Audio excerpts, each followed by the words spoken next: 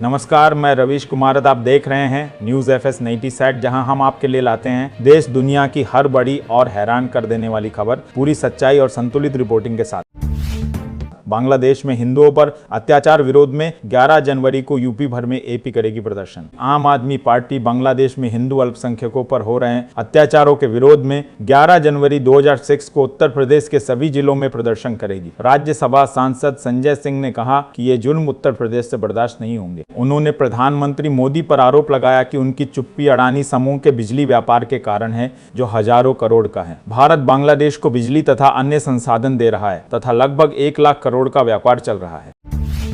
उत्तर प्रदेश के कुंडा में विधायक रघुराज प्रताप सिंह उर्फ राजा भैया की पत्नी भानवी सिंह के आवास पर अज्ञात हमलावरों ने हमला किया। हमलावरों ने मुख्य गेट और कार में आग लगाई, घर में तोड़फोड़ की तथा फायरिंग भी की। बेटी राघवी सिंह ने राजनीतिक दुश्मनी का आरोप लगाया। परिवार ने बताया कि घटना के समय महिला सदस्य घर में मौजूद थी। पुलिस ने जांच शुरू कर दी है तथा इलाके में छापेमारी तेज कर दी है। OP राज्य भर का अखिलेश यादव पर तंज बोले। 46 लाख लोग स्वर्ग नर्क में उन्हें अखिलेश ही ला सकते हैं। सुल्तानपुर में सुहेल देव भारतीय समाज पार्टी के अध्यक्ष OP राजभर ने सपा अध्यक्ष अखिलेश यादव पर तीखा प्रहार किया। SIR को लेकर तंज कसते हुए कहा कि अब चाहे 6 लाख लोग स्वर्ग नर्क में हैं, उन्हें अखिलेश ही ला सकते हैं। कोडन मामले में जातिगत राजनीति पर हमला बोलते हुए आरोप लगाया कि अखिलेश हमेशा एक जाति के खिलाफ आंदोलन करते हैं। अयोध्या में नॉनवेज पर रोक पर कहा कि शौकीन बाहर खा ले। मेरठ हत्या अपहरण कांड, तनावपूर्ण माहौल के बीच आरोपी युवक गिरफ्तार और युवती भी बरामद। उत्तर प्रदेश के मेरठ जिले के सरधना थाना क्षेत्र अंतर्गत कपसाड़ गांव में 8 जनवरी को दलित महिला सुनीता की हत्या और उनकी 20 वर्षीय बेटी रूबी के अपहरण के मामले में पुलिस ने बड़ी सफलता हासिल की। मुख्य आरोपी पारस सोंग को हरिद्वार से गिरफ्तार कर लिया गया तथा युवती को भी सुरक्षित बरामद किया गया। SSP विपिन तारदा के निर्देशन में 12 टीमों ने 4 राज्यों में 60 घंटे से अधिक का अभियान चलाया। नोएडा मेट्रो के 2006 कैलेंडर में अफसरों की निजी तस्वीरें, अधिकारियों पर गिरीगांज प्रिंटिंग भी रोकी। नोएडा मेट्रो रेल कॉरपोरेशन के 2026 के कैलेंडर में मेट्रो परियोजनाओं की तस्वीरों के बजाय शीर्ष अधिकारियों की निजी फोटो छापने से विवाद खड़ा हो गया। MD लोकेश की अप्रैल तथा कार्यकारी निदेशक महेंद्र प्रसाद की जुलाई माह में व्यक्तिगत तस्वीरें शामिल की गई। विवाद के बाद महेंद्र प्रसाद को तत्काल पद से हटा दिया गया। कैलेंडर की प्रिंटिंग रोक दी गई तथा संबंधित स्टाफ को कारण बताओ नोटिस जारी किया गया। CM योगी के सबसे चर्चित बयान को अखिलेश यादव ने बताया घिसा पिटा। SIR को लेकर पूछ दिए ये 3 तीखे सवाल। समाजवादी पार्टी के राष्ट्रीय अध्यक्ष अखिलेश यादव ने मुख्यमंत्री योगी आदित्यनाथ के सबसे ज्यादा चर्चित बयान को घिसा पिटा करार देते हुए 3 तीखे सवाल पूछे। उन्होंने पूछा कि क्या SIR के बाद अपराधी स्वर्ग नरक में जाते हैं, क्या कानून व्यवस्था सुधर गई है तथा क्या विकास के नाम पर केवल एक जाति को लाभ मिल रहा है। अखिलेश ने कहा कि यह बयान जनता को भ्रमित करने वाले हैं तथा वास्तविक मुद्दों से ध्यान भटकाते हैं।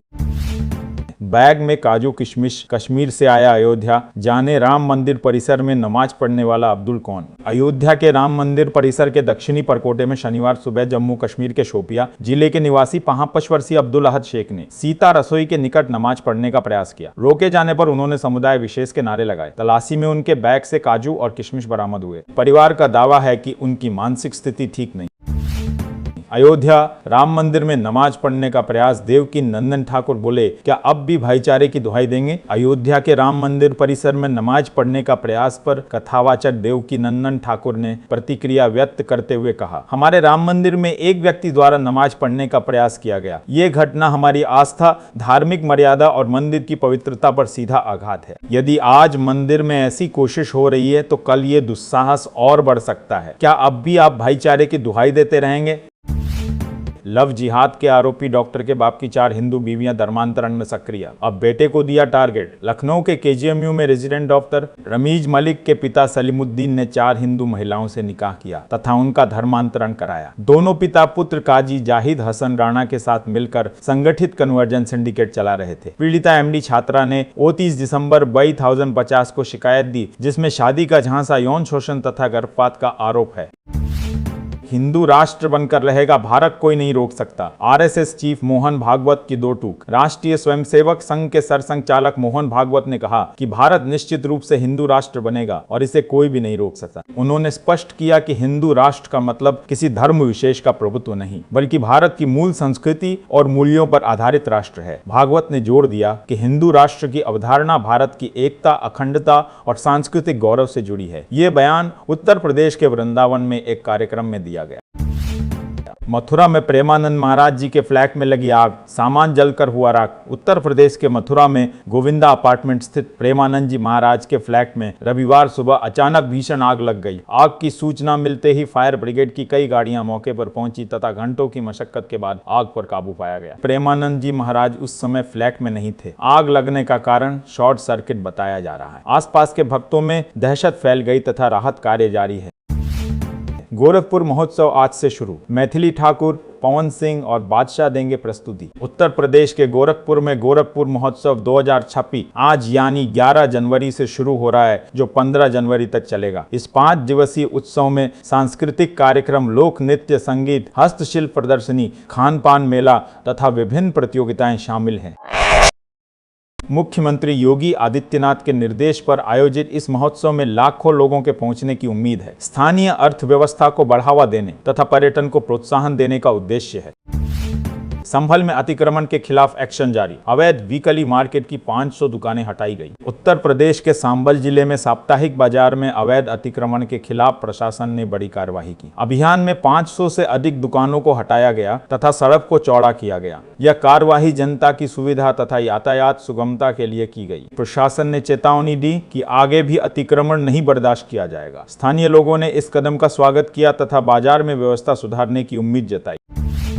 यूपी के पूर्व विधायक का उत्तराखंड में निधन, समर्थकों में शोक की लहर। उत्तर प्रदेश के देवरिया जिले के पूर्व विधायक देवेंद्र प्रसाद कुशवाहा का उत्तराखंड में निधन हो गया। वे लंबे समय से बीमार चल रहे थे। उनकी मृत्यु की खबर मिलते ही देवरिया में शोक की लहर दौड़ गई। समर्थक, कार्यकर्ता तथा स्थानीय लोग उनके आवास पर जुटकर श्रद्धांजलि अर्पित कर रहे हैं। कुशवाहा कई बार विधायक चुने गए थे तथा क्षेत्र में काफी लोकप्रिय थे। उनके निधन से राजनीतिक तथा सामाजिक क्षेत्र में शोक का माहौल है।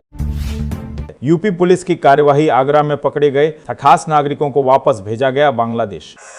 उत्तर प्रदेश पुलिस ने अवैध रूप से रह रहे बांग्लादेशी नागरिकों के खिलाफ बड़ी कार्रवाई की। आगरा जिले से गिरफ्तार कुल 33 लोगों को पहचान के बाद बांग्लादेश वापस भेज दिया गया। ये सभी लोग विभिन्न जिलों में छिपकर रह रहे थे तथा बिना वैध दस्तावेजों के भारत में बसे हुए थे। पुलिस ने जांच में कई फर्जी आधार कार्ड तथा अन्य दस्तावेज बरामद किए। विदेशी नागरिकों के खिलाफ अभियान तेज किया गया है तथा आगे भी ऐसी कार्रवाई जारी रहेगी। अराजक तत्वों पर नजर रखे पुलिस अफसरों से बोले सीएम योगी। माघ मेला सर्विस ऐप भी लॉन्च किया। प्रयागराज पहुंचे मुख्यमंत्री योगी आदित्यनाथ ने माघ मेला की तैयारियों की उच्च स्तरीय समीक्षा बैठक की। उन्होंने पुलिस को अराजक तत्वों पर सतर्क नजर रखने के निर्देश दिए तथा सभी व्यवस्थाओं को समयबद्ध एवं उत्कृष्ट गुणवत्ता के साथ पूर्ण करने का आदेश दिया।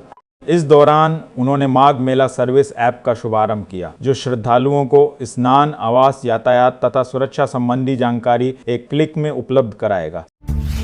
सीएम डैशबोर्ड की ओवरऑल रैंकिंग में बरेली प्रदेश में अव्वल, लखीमपुर खीरी दूसरे स्थान पर। सीएम डैशबोर्ड पोर्टल पर दिसंबर 2025 की रैंकिंग में बरेली ने विकास कार्यक्रमों में प्रदेश में दूसरा स्थान तथा राजस्व कार्यक्रमों में तीसरा स्थान प्राप्त किया। संयुक्त ओवरऑल रैंकिंग में जिले को प्रथम स्थान मिला, जहां पूर्णांक 10 में से नासाच में हासिल हुए। लखीमपुर खीरी दूसरे तथा शाहजहांपुर तीसरे पायदान पर रहा। डीएम अविनाश सिंह ने अधिकारियों को बधाई दी तथा प्रदर्शन की निरंतरता बनाए रखने के निर्देश दिए। केशव प्रसाद मौर्य के काफिले की गाड़ी गाय से टकराई, बाल बाल बचे। डिप्टी सीएम उत्तर प्रदेश के उप मुख्यमंत्री केशव प्रसाद मौर्य शनिवार को बरेली दौरे पर थे, जहां विभिन्न कार्यक्रमों में शामिल होने के बाद वे लखनऊ वापस लौट रहे थे। इस दौरान बरेली में एक ढाबे के सामने उनके काफिले की गाड़ी अचानक सामने आई गाय से टकरा गई। टक्कर से गाड़ी का बम्पर पिचक गया तथा आगे का हिस्सा डेंट हो गया, जबकि गाय को हल्की चोट आई। ड्राइवर के त्वरित ब्रेक लगाने से बड़ी दुर्घटना टल गई। हादसे में उप मुख्यमंत्री तथा अन्य लोग पूरी तरह सुरक्षित रहे।